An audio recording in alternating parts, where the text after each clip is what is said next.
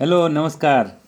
जैसा आप जानते हैं, ज्ञानेंद्र पुरोहित प्रत्येक रविवार को लॉ का ज्ञान सीरीज़ में बताता हूँ, पढ़ाता हूँ। सभी दिव्यांगजनों के नियम कानून के बारे में बताता हूँ। दिव्यांगजनों की बहुत सारी समस्याएं हैं। एक गुजरात से दंपति यहाँ पर आया है, वो उनको जॉब लगने में दिक्कत आ रही है। ये 10वीं पास हैं, लेकिन इनको जो मार्कशीट मिली है, स्कूल प्रबंधन का कहना है कि वो उसकी वो 7वीं के समकक्ष है। जानते हैं, बताइए। मैंने पोस्ट ऑफिस में अप्लाई किया था। मैंने नाम बताएं पहले अपना। मेरा नाम किरण अहीर अहीर है।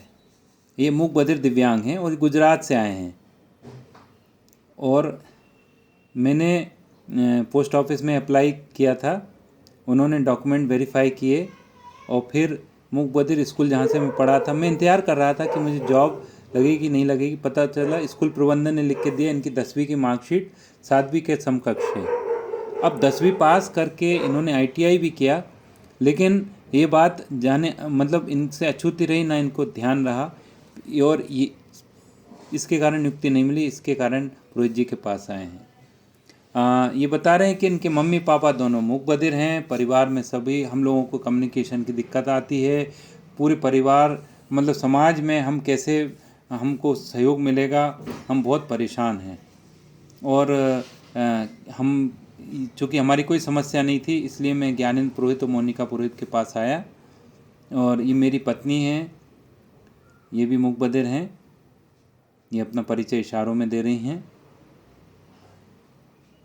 पूरे इंडिया में मूक बधिर दिव्यांगजन, मूक बधिर क्या नहीं बल्कि सारे दिव्यांगजन परेशान हैं।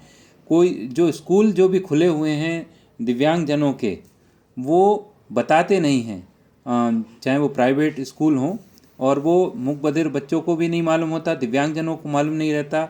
10वीं पास हो गए, 12वीं, अब जैसे इनके साथ हुआ, इनको लगा 10वीं पास हो गए, अरे वाह, आप में नौकरी के लिए अप्लाई कर सकते हैं।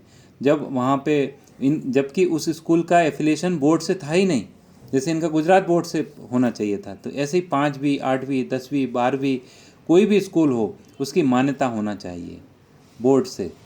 तो अब मान्यता नहीं है। अच्छा, बात ये आती है कि ये दिव्यांग हैं, कौन बताएगा, ठीक है इनको तो कोई सी भी मार्कशीट पकड़ा दो, ये सब ठीक नहीं है।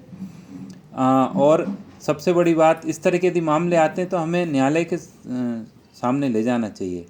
अब कोई भी व्यक्ति हो, सब यही देखते हैं मार्कशीट ओरिजिनल होनी चाहिए। और ये चाहे मूक बधिरों को जो भी सर्टिफिकेशन हो, सामान्य बच्चों जैसा होना चाहिए। और सबसे बड़ी बात क्या है कि मार्कशीट गलत होती है, सबको सतर्क रहने की आवश्यकता है। और मैं आपको बताना चाहूँगा, आप इस बात की अवेयरनेस रखें कि जब भी नौकरी के लिए अप्लाई करें तो कौन सी पढ़ाई करें, जो सर्टिफिकेट है वो प्रॉपर है कि नहीं है। ये सभी दिव्यांगजनों को हम बता रहे हैं। आप सब लोगों को बहुत सतर्क रहने की आवश्यकता है। आईटीआई करना बहुत अच्छी बात होगी। आईटीआई अधिकतर दिव्यांगजनों को मैं यही बोलता हूँ कि आईटीआई ज़रूर करें, और रोजगार कार्यालय में भी इसका पंजीयन कराएं। और इम्पोर्टेंट बात क्या है कि आईटीआई में अलग अलग ट्रेड्स होते हैं, अलग अलग ट्रेड्स में कोर्स करें। अब मैं आपको बताता हूँ मध्य प्रदेश में क्या हुआ है।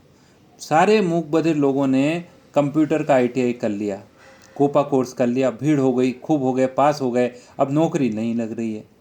तो कारण कुछ लोगों को इलेक्ट्रिक में, फिटर में, टर्नर में, वेल्डर में अलग अलग जाना चाहिए था। अलग अलग ट्रेड्स में आईटीआई करते तो संभावना अच्छी बनती। अब गवर्नमेंट में जॉब नहीं लग रही है, सब परेशान हैं दिव्यांगजन।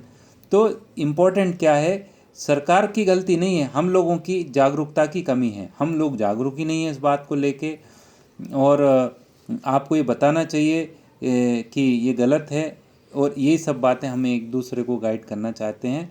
चाहे मूक बधिर जो है हैं वो दिव्यांगजन हैं, हमें मार्कशीट बिल्कुल सही होना चाहिए। जैसे ज्ञानेंद्र पुरोहित, मोनिका पुरोहित जो है आनंद सोसाइटी से हम लोग जो मदद कर रहे हैं, हमें देखते सर्टिफिकेशन प्रॉपर हो। अब इनकी उम्र 35 साल हो गई और बहुत जल्दी ओवर एज हो जाएंगे। इनकी पत्नी डेफ हैं, माता पिता भी मूक बधिर हैं। अब हमें दुख हो रहा है, लेकिन अब हम क्या किया जाए। ऐसे बहुत सारे मूक बधिर दिव्यांगजन होंगे पूरे देश भर में, और सभी लोगों को मैं सतर्क करना चाहता हूँ, सतर्क रहिए, सावधान रहिए। और यही बात मैं यहाँ पर कह रहा हूँ।